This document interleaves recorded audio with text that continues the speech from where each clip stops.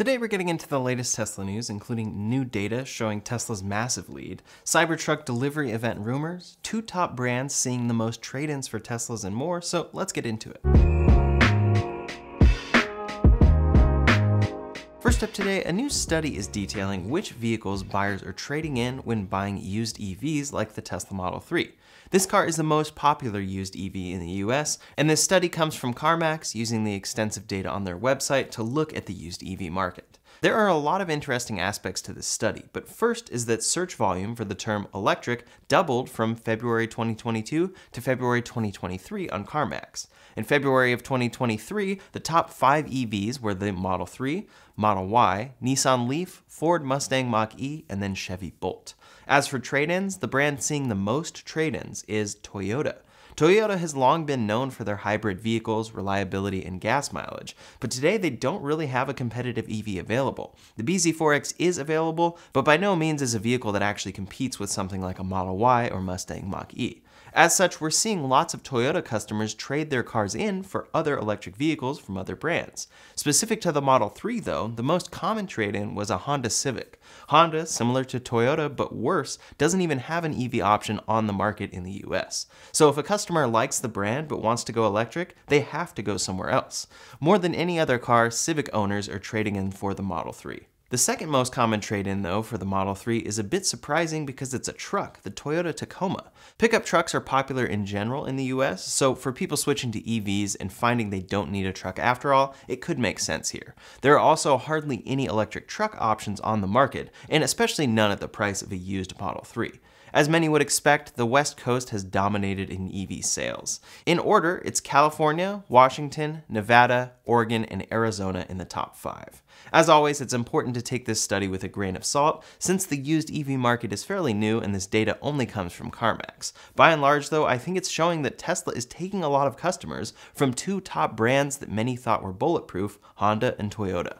Next up today, Tesla has officially refreshed the Model 3 out of their Shanghai factory. Within the next few months, we expect to see it coming out of Fremont as well, covering all markets where the Model 3 ships. For most people, the main updates to that car include the new exterior styling, the even simpler interior inspired by the Model S and adding an LED bar, removing stocks, improving ride quality, and more. However, one big change for the new Model 3 that Tesla has made is to the materials inside and the way the exterior is built. Marcus Raffi, in charge of craftsmanship and design execution at Tesla, posted about the materials in the new Model 3, and it gives some cool insight into what this car is bringing behind the scenes. He said, quote, "With a goal to premium up the entire vehicle, it was an amazing opportunity to have a stepped change in perceived quality." He notes exterior improvements, improved gaps around the taillights and beneath the fascia to look flush and improve aerodynamics.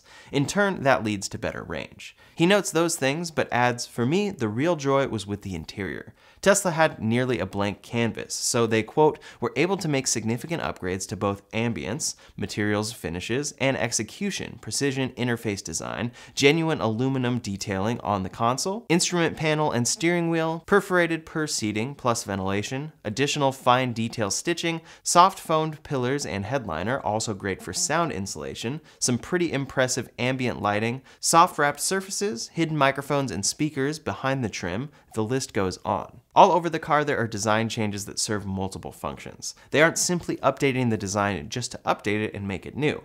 Every change seems to have a purpose, and that leads to better quality while refreshing this car at the same time. Overall, this seems to be Tesla's approach to design. Why are we redesigning this? Just because we should? Or can we improve the product in major ways at the same time? Next up today, Tesla is continuing to prove their dominance in EV sales, and there are a few reasons why it could get even more intense. First, there is new data from S&P Global Mobility that shows how many EVs have been sold in the US so far in 2023. Even as other brands are announcing their EVs, some of which are quite good, the ultimate test here is scale. Ford has paused work on their $3.5 billion battery factory in Michigan, quote, citing concerns about its ability to competitively operate the plant at a time when it remains remains locked in broader contract negotiations. As Reuters points out, for most brands right now, quote, Tesla is pushing most of them into unprofitable, low-volume niches. Global automakers are launching scores of new electric vehicles in the United States and pouring billions of dollars into new EV and battery plants, but few of them besides Tesla's Model Y and Model 3 are selling at high enough volumes to support a full-scale assembly plant. Here is a chart of the first 6 months of 2023. As you can see clearly, Tesla is outselling their next 19 rivals combined by a lot. Chevy is in second place for 2023 EVs, having sold nearly 1/10 of what Tesla has sold so far. This is only comprising January to June, and Tesla sold 325,291 EVs in the US, next to Chevy's 34,943. From there, it's Ford, Hyundai, and then Rivian. Rivian is actually doing an incredible job here. Within just a couple years of launching their very first vehicle, they are beating out legacy automakers on EV production and deliveries. Kudos there, and it really demonstrates how far behind certain legacy automakers are. Rivian is beating BMW, Mercedes, VW, Kia, Nissan, Volvo, Toyota, and many more established names in EVs. Another one is Honda, which is not even on this list because they have not sold any. Rivian still has a long way to go, but soon we may see them creep up towards third or second place on this chart if nothing changes. When it comes to profitability, Reuters also points out how much volume is necessary for a car like the Mach-E. Quote, Ford's Mustang Mach-E chalked up 13,600, nowhere near enough volume to fill a typical assembly plant, which needs to operate at 80% of capacity or more to be profitable. Looking at the top-selling EVs in the US, it's led in large part by the Model Y, then the Model 3. From there, it's the Chevy Bolt. What's even crazier, I think, to note is how few Model S and X sales we're used to seeing compared to the Model 3 and Y, but how the Model S and X still beat out most EVs in the US market. Ford is just one automaker here, but they're a great example since we know the picture of what's going on there. They are forecasting a full-year loss of $4.5 billion on their EV operations in 2023. This is part of why they are slowing the building of their battery factory, but the problem is this is necessary for scaling. Scaling is what would lead to profitability, and a big contributor now is UAW strikes. The UAW strike just expanded further, covering Ford's Chicago assembly plant and GM's Lansing, Michigan plant. That's about 7,000 workers and brings the total of striking workers to 25,000, about 17% of the union's members at GM, Ford, and Stellantis. Considering major automakers in the US, Tesla is the only company that doesn't employ UAW workers, so they are entirely safe from this strike along with foreign automakers. Tesla is not involved in these discussions in any way, but it's interesting to see how much influence they actually have here on this situation. Tesla has pushed these companies towards electrification, which is a big point of contention for strikes. Striking workers are, quote, looking for protection against factory closures as these legacy automakers opt for building new EV factories rather than converting existing internal combustion engine vehicle factories in most cases. EVs are simpler to build and require reworking from the ground up, so this inevitably will lead to big changes in these companies. Strikes are trying to prevent it, but it's going to be hard to do if Tesla keeps growing like they have been. It could simply lead to legacy companies being stuck before they can even make competitive, profitable electric cars. Per usual, Elon Musk commented on this saying, quote, they want a 40% pay raise and a 32-hour work week, sure way to drive GM, Ford, and Chrysler bankrupt in the fast lane. Adam Jonas at Morgan Stanley had this to say, essentially saying there may be no path here. Quote, it's incredibly difficult to predict the duration of today's strike, given how far apart the two sides appear to be, the motivations of the OEMs, and the broader political environment. In our view, even before a potential 30 to 40% rise in hourly worker labor costs, we questioned the ability of the D3 to be able to produce high-volume EVs at a profit. An outlier inflationary outcome with the UAW merely exacerbates the issue. Our medium-term EV forecast for the D3 are far below management targets, due to a variety of factors ranging from cultural to competitive to cultural. This analyst already sees it unlikely for the big three to be able to scale EVs at all, and that's before achieving the UAW's new demands. This is a situation many don't fully recognize, since these companies have the perception of being bulletproof, but Electrek put it well, saying, quote, it's not clear to many based on the current profits that they are registering, but they are literally trying to find ways to survive the next 5 years. Those current profits are coming from their ICE business and providing parts for that ICE business. That's gradually going away this decade, and if they can't replace it with a healthy EV business, they are going to be gone.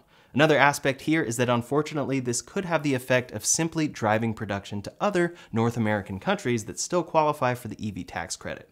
We'll see how this all develops, but Tesla is better positioned than any other automaker in North America to scale up over the next decade. Not only that, but they scale their US business at US factories. Next up today, Cybertruck tension is building, and that's because many expect Tesla to announce their launch event anytime now.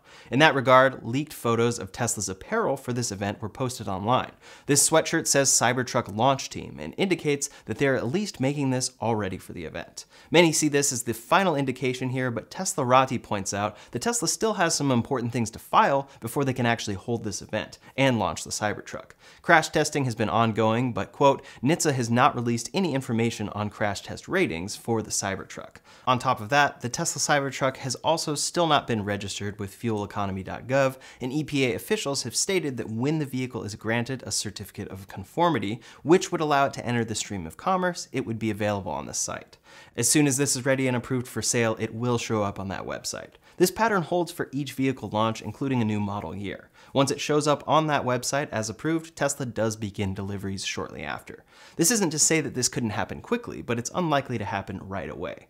While we're still waiting on that announcement, the Cybertruck has been spotted in a few different locations. Here it is in San Francisco, sporting some sensors. Most expect that these are LiDAR sensors doing some final FSD camera validation testing.